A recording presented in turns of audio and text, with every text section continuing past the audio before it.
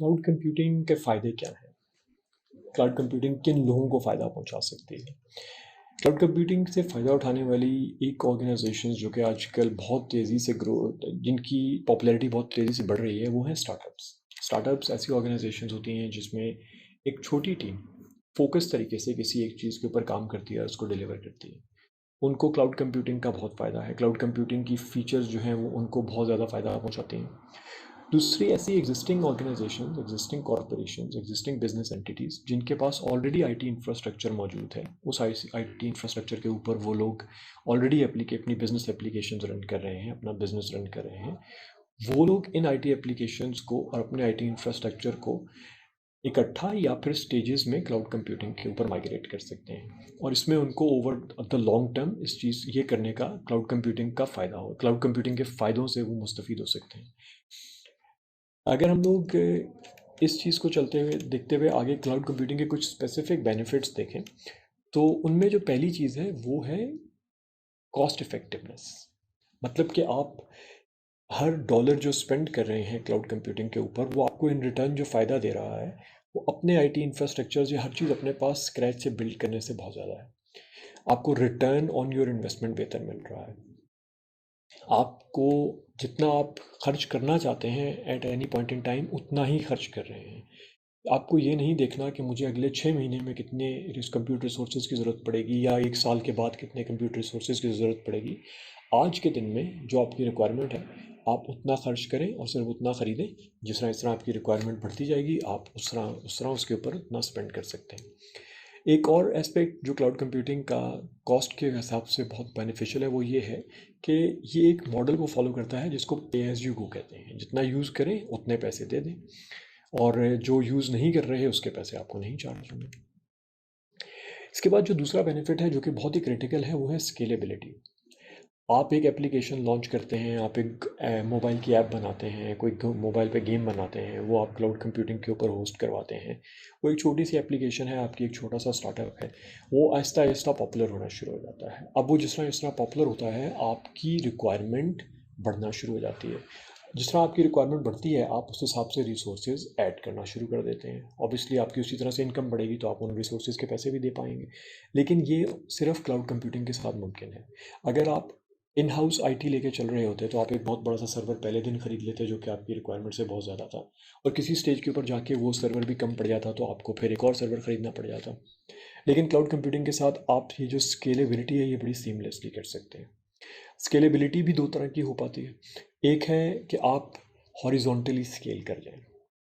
इसका मतलब ये है कि आपने अभी जो रिसोर्स बनाया है, एक आपने एक वर्चुअल मशीन ली है जो कि एक मखसूस साइज़ की वर्चुअल मशीन है, उसमें एक सर्टेन अमाउंट ऑफ रैम है, प्रोसेसर है, हार्ड ड्राइव है, उसका कोई नेटवर्क इंटरफेस है। आप उस मशीन का साइज़ बड़ा करने की बजाय उस तरह की एक और मशीन ऐड कर देते हैं, फिर वक्त आने पे एक और मशीन ऐड कर देते हैं। तो इसको आप हॉरिजॉन्टल स्केलेबिलिटी कहते हैं, कि जिसमें आप अपवर्ड बिल्ड करते जाते हैं बजाय कि अपना इंफ्रास्ट्रक्चर फैलाने की कोशिश करें। दूसरी वर्टिकल स्केलेबिलिटी है जिसमें आप ये कर सकते हैं कि आप अपनी मशीन वहीं रखें और उसका साइज़ बड़ा कर दें, उसमें रैम बढ़ा लें, उसमें प्रोसेसर्स की तादाद बढ़ा लें, हार्ड ड्राइव बढ़ा लें, नेटवर्क की स्पीड बेहतर कर लें। तो आपके पास स्केलेबिलिटी की भी ऑप्शन है। दूसरा, स्केलेबिलिटी को कुछ हद तक ऑटोमेट भी किया जा सकता है, जिसको हम आगे चल के देखेंगे। तीसरा बेनिफिट ये है कि हमारे पास इलास्टिसिटी है। इलास्टिसिटी का मतलब ये है कि हम लोग अपनी स्केलेबिलिटी के पर्सपेक्टिव से अगर इलास्टिसिटी को देखें तो वो ये है कि हम लोग ज़रूरत पड़ने पे ऑटोमेटिकली रिसोर्सेज ऐड कर सकते हैं, और जब ज़रूरत ख़त्म हो जाए तो हम उन रिसोर्सेज को निकाल सकते हैं। इसमें और स्केलेबिलिटी में थोड़ा सा फ़र्क ये है कि स्केलेबिलिटी का मतलब ये है कि आप परमानेंटली एक साइज़ से दूसरे साइज़ पे जा रहे हैं, लेकिन इलास्टिसिटी आपको उस साइज़ को साइज़ में फ्लेक्सिबिलिटी दे रही है कि आप उसको बढ़ा घटा सकते हैं बेस्ड ऑन योर रिक्वायरमेंट। मतलब कि अगर आपकी एक एप्लीकेशन है, उसमें दिन में बहुत ज़्यादा ट्रैफिक आती है तो दिन में आप रिसोर्सेज ऐड करवा लें, रात में क्योंकि उस पर बहुत ज़्यादा ट्रैफिक नहीं होती तो रात में आप उस एप्लीकेशन के ऊपर से बहुत सारे रिसोर्सेज रिलीज़ कर दें। इस तरह से आपकी कॉस्ट काफ़ी कंट्रोल हो जाएगी। अगला बेनिफिट ये है कि हमने शेयर्ड रिस्पॉन्सिबिलिटी की बात की थी इंट्रोडक्शन में, जिसको हम लोग आगे जाके देखेंगे।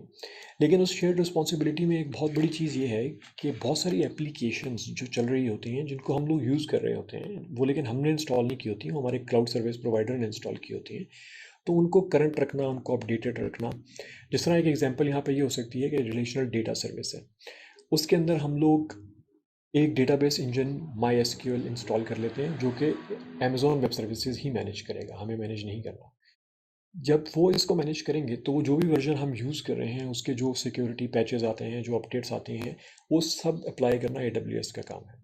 इसी तरह से जो एप्लीकेशंस उसके ऊपर जो ऑपरेटिंग सिस्टम्स रन हो रहे होते हैं, उनके पैचेस, उनकी अपग्रेड्स, उनके सॉफ्टवेयर्स, वो सब की उनकी करंट अपडेट्स, उनके ऊपर प्रोविज़न होना, वो सब अमेजॉन वेब सर्विसेज का काम है, या क्लाउड सर्विस का काम है बेसिकली। इसके बाद अगला बेनिफिट ये है कि जो डेटा सेंटर्स हैं जहाँ पे ये सारी सर्विसेज AWS होस्ट करता है, वो बहुत रिलायबल हैं। वो डेटा सेंटर्स सबसे हाईएस्ट ग्रेड के डेटा सेंटर्स हैं, उनकी अप टाइम, उनकी अवेलेबिलिटी बहुत ज़्यादा है। तो वहाँ पे जो भी एप्लीकेशन होस्ट होती है, वो एप्लीकेशन या उसके अंडरलाइंग इंफ्रास्ट्रक्चर के फेलियर के चांसेस बहुत कम है। वहाँ की एक्सेस, उन डेटा सेंटर्स की एक्सेस, उन डेटा सेंटर्स की हार्डवेयर रोटेशन की पॉलिसी, सब कुछ बहुत हाई लेवल, हाईली ग्रेडेड होता है। इनके स्टैंडर्ड्स बहुत हाई सेट किए जाते हैं, इसलिए चीज़ों के फेलियर के चांसेस बहुत कम होते हैं। तो रिलायबिलिटी अगेन एक क्लाउड कंप्यूटिंग का बहुत बड़ा फैक्टर है। इसके बाद एक और बेनिफिट ये है कि अमेज़ॉन वेब सर्विसेज जैसी कंपनीज, इनके ग्लोबल इंफ्रास्ट्रक्चर रीच है। हम लोग आगे जाके देखेंगे कि अमेज़ॉन वेब सर्विसेज का करंट इंफ्रास्ट्रक्चर कहाँ कहाँ पे मौजूद है और वो आपस में कैसे कनेक्टेड है। तो ग्लोबल इंफ्रास्ट्रक्चर होने से एक फ़ायदा ये है कि अगर आप एक ऐसा स्टार्टअप है जो ऑस्ट्रेलिया में है और वहाँ पे आपकी एप्लीकेशन बहुत पॉपुलर हो गई है और अब आप अमेरिका की मार्केट में जाना चाहते हैं, लेकिन आप ऑस्ट्रेलिया के डेटा सेंटर से अमेरिका के कस्टमर को सर्व नहीं करेंगे, क्योंकि अमेरिका का कस्टमर जो है उसको शायद ऑस्ट्रेलिया के डेटा सेंटर से आपकी एप्लीकेशन एक्सेस करे तो उसको स्लो सर्विस मिले, तो आप अमेरिका के डेटा सेंटर में अपनी एप्लीकेशन वहाँ पे भी होस्ट कर सकते हैं। तो इनका ग्लोबल इंफ्रास्ट्रक्चर है, तो ग्लोबली चीज़ों को डिलीवर करना, कस्टमर्स को रीच करना, वो एक बहुत बड़ा बेनिफिट है जो क्लाउड कंप्यूटिंग से मिल गया है। और आखिर में सिक्योरिटी। अमेज़ॉन वेब सर्विसेज जैसी ऑर्गेनाइजेशन का जो क्लाउड इंफ्रास्ट्रक्चर है उसके ऊपर उनके पास बहुत बड़े बड़े सिक्योरिटी सर्टिफिकेट्स अवेलेबल हैं। हर रोज़ हज़ारों लाखों के हिसाब से हैकर अटैक्स और मैलिशियस अटैक्स इंटरनेट के ऊपर किए जा रहे होते हैं।